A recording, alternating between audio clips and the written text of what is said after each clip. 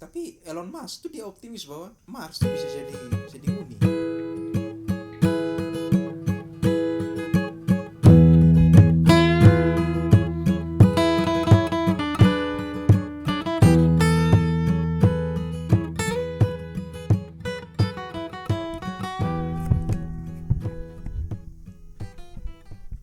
Baca Om, lihat. 10 planet layak huni yang berpotensi gantikan bumi. Biasa dia pindah. Luiten B. Sudah tahu Kepler 186f. Pernah dengar? Om yang ahli barang sampai tahu. Tunggu, yang kau kenal lah. Wolf. Kepler le. Gliese. Proxima Centauri B. Mars terakhir. Mars yang kau terkenal, yang kau tahu tuh.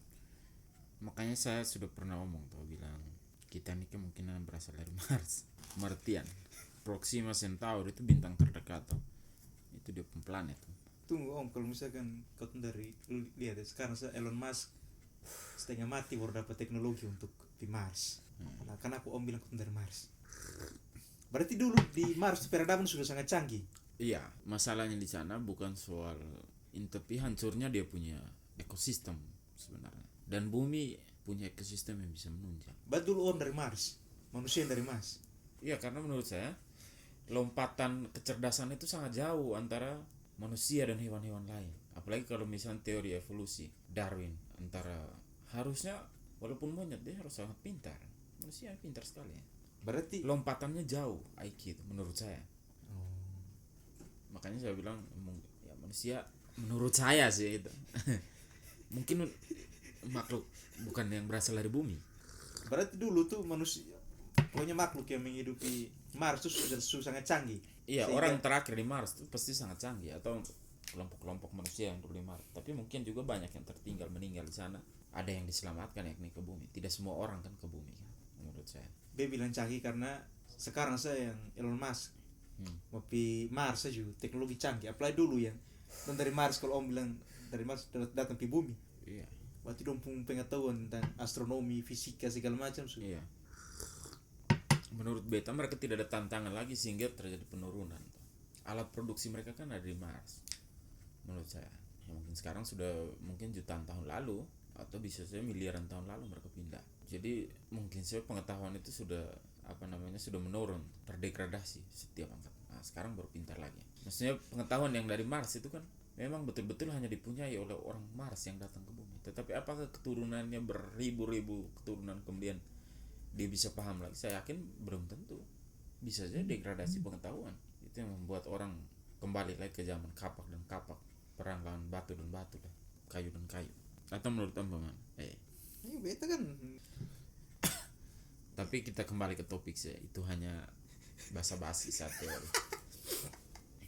Kalaupun iya, mungkin perlu pembuktian. Tapi kita tinjaukan sebenarnya adalah planet yang paling berpeluang ketika misalnya, bilang saya begini, kalau siklus matahari bahan bakarnya habis, reaksi nuklirnya habis, itu masih mungkin miliaran tahun. Tapi misalnya ada satu asteroid yang dalam puluhan tahun yang akan datang dia akan tubruk dan dia cukup besar yang bisa mengakibatkan kematian massal.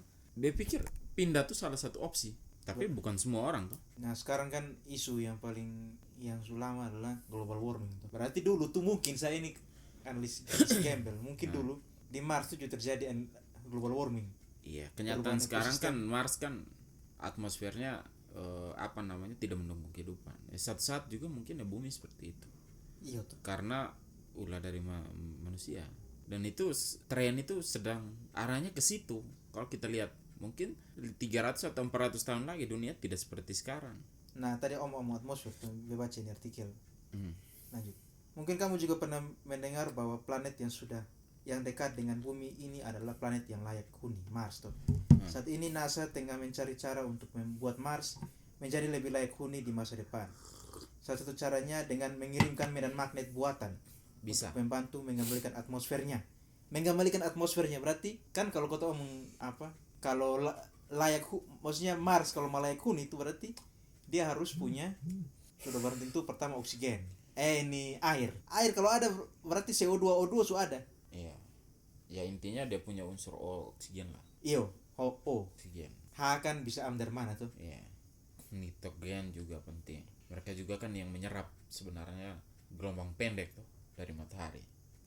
Nah Kalau kalau bisa diserap oleh ini apa namanya unsur-unsur itu ya dalam atmosfer dia juga berfungsi sebagai itu. Jadi dia kalau berikatan dengan oksigen, berikatan dengan dua atom oksigen lainnya, ozon, ya, dia akan mempertahankan panas di malam hari. lebih stabil lah. Lebih stabil.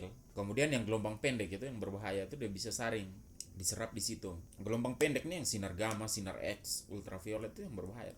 Untungnya kita punya atmosfer di bumi itu. Yang mana itu tidak dipunya di Mars saja. Mars kalau dia punya atmosfer yang baik ya mungkin kita sudah ada yang sudah pindah di sana, liburan ke sana, ada yang datang libur ke sini, oh iya orang Mars nih, bukan ya. Kalau ketong unsur kan HCON. H kan ya mungkin ada di sana. C ketong kesting dulu. O dan N nih yang Metan oksigen. ada kayaknya di sana. Nah metan kan karbon 1 om. Bisa terurai lah. Terurai dia jadi Iya. misalkan Tidak maksudnya dia bisa berikatan toh dengan yang lain. C. tapi butuh unsur lain. Dia bisa langsung kovalen atau Iya. apa tuh. Dan apa toh? Nah, biasanya kan dihubungkan dengan N atau H. Atau H, dia tuh gitu. Berarti nah kenapa harus menciptakan medan magnet? Jadi bumi ini punya medan magnet yang kemudian membuat atmosfer itu tetap di orbitnya sebenarnya. Dia mengikat. Nah, Tapi kalau medan magnet, ya apakah kita harus bawa sat gitu ya? Medan magnet itu kan susah ya. susah juga. Maksudnya karena mana untuk menciptakan medan magnet? Susah. Kita butuh miliaran tahun kalau kita pakai mikroba, binatang ya apa namanya, makhluk hidup perintis dong untuk menghasilkan. Nah, kalau kau tahu ngomong kan ini ada artikel. Peneliti temukan bakteri asing di gurun Mars. Seorang peneliti belum lama menemukan bakteri asing dari tanah yang digalinya di lingkungan mirip Mars. Oh, lingkungan mirip Mars di Chili, bukan di Mars. Beberapa bakteri ditemukan peneliti bernama Zoe itu bahkan belum tercatat oleh ilmu pengetahuan. Temuan ini penting karena sebagian besar ilmuwan sepakat bahwa setiap kehidupan di Mars menghindari kehidupan keras di mana radiasi tinggi, suhu rendah, dan kekurangan air membuat hidup terasa sulit. Justru karena radiasinya yang kuat itu yang bikin atmosfernya jadi jelek, tidak ada siklus air. Dia sudah ada ozon ke bumi. Tidak. Atmosfernya itu sangat tipis karena radiasi yang besar sekali. Dunia saat juga begitu. Kalau buang ozon terus, radiasi tinggi sekali, dunia jadi lebih hangat sama seperti ke Mars. Nah, ini om. Peneliti dari Imperial College London baru saja menemukan salah satu kunci yang mereka anggap bisa membantu manusia hidup di Mars kelak. Mereka baru saja menemukan bakteri yang dinilai beratas dengan fotosintesisnya, yaitu cyanobacter om. Nah, cyanobacter ini kalau jadi dia tuh autotrof jo om. Dia fotosintesis. Nah, kalau di bumi ini kan banyak di perairan tuh. Di laut, sungai, makanya sumbangsi oksigennya tinggi. Kalau cyanobacter ini bisa hidup di Mars, berarti kan dia bisa apa? Bisa fotosintesis, dia bisa menghasilkan O2. Oksigen. Iya. Tapi semudah itu, karena kalau fotosintesis dia butuh nutrisi juga. Iya, air. Aduh. Iya. Mungkin itu tuh bisa dibikin dalam kloni-kloni yang kecil. Oksigennya disintesis, dibuat. Ada ini om. Jadi ada bakteri tertentu yang dia bisa metabolismenya kan anaerob tanpa menggunakan oksigen. Tapi susah juga sih. Karena itu kalau tidak ada unsur O-nya dia tidak bisa menghasilkan oksigen juga. Itu sudah susah juga. Makanya mungkin kloni-kloni awal misalnya yang siapa namanya?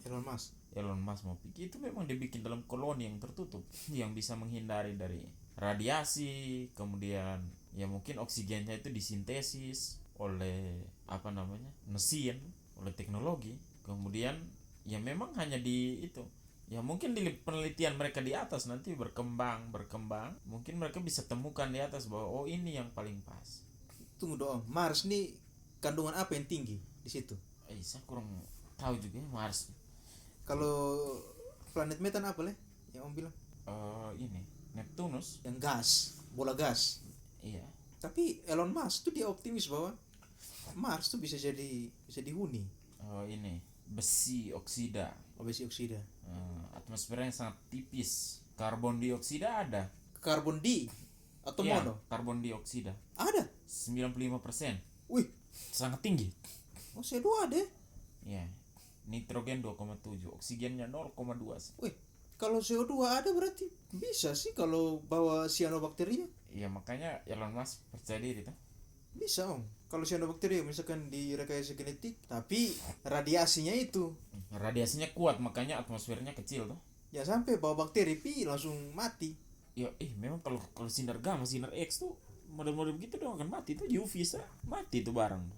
Apalagi sinar radiasi yang berbahaya lain. UV mati. Kok katong biasa di lab kan Iya. steril kan pakai UV juga. UV, apalagi kalau sinar X. Apalagi kalau radiasi gamma. Nah mungkin PR pertamanya adalah memperbaiki di atmosfer Iya, kan kita butuh ini tuh. Butuh organisme perintis. organisme perintis juga. Memang organisme perintis paling gampang tuh bakteri. Karena pertumbuhannya Berarti cepat. kita harus cari organisme yang tahan radiasi. Mungkin kita harus rekayasa genetik dulu di bumi. Kalau itu bisa om. Tapi Minimal dia bisa tahan terhadap sinar X atau UV lah ya. Kita tempatkan di daerah-daerah kutub yang radiasinya tidak terlalu tinggi. bisa sih kalau di rekayasa genetik kan sebenarnya sinar itu kan menyerang apa tuh langsung ke protein segala macam. Kalau bisa dibuat dia dindingnya lebih kuat. Iya, dinding selnya lebih kuat. Kalau bakteri sono dinding sel om. Oh iya, dia punya apa kalau gitu? Bikin saja dia lebih kuat. Tapi itu harus butuh Riset yang sekian lama. atau bisa begini om. Mungkin kalau bakteri tunggal dia son bisa tahan, tapi kalau dia koloni dia kalau istilahnya bentuk biofilm tuh, itu dia lebih bisa bertahan, bisa saja begitu. Memang tidak bisa sih kalau dia sendiri. Susah. Susah. Kalau dia bentuk biofilm kan semacam ada barrier tuh. Jadi dia lebih bisa mungkin produk rekayasa genetikanya apa? Ada sih itu mekanisme itu om, mekanisme quorum sensing namanya. Jadi kalau mereka kumpul bentuk satu film lapisan, itu bisa saja menjadi Bisa tahan.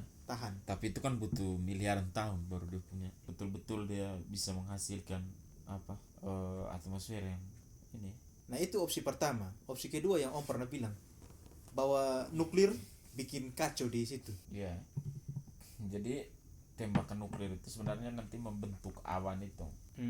Membentuk awan, membentuk ini, ya itu semacam ini. Barrier untuk dia menahan itu. Tapi betul lah. Jadi dia bisa, awan radioaktif. Ya selain itu sebenarnya dia menciptakan ini unsur gas rumah kaca tuh yang bikin suhunya itu kalau malam tuh perbedaannya itu tidak terlalu jauh gitu. Dia akan tetap terjaga hangat suhu, tekanan, tapi itu juga berbahaya. Nanti bisa musim dingin nuklir, terus bisa tinggal di sana.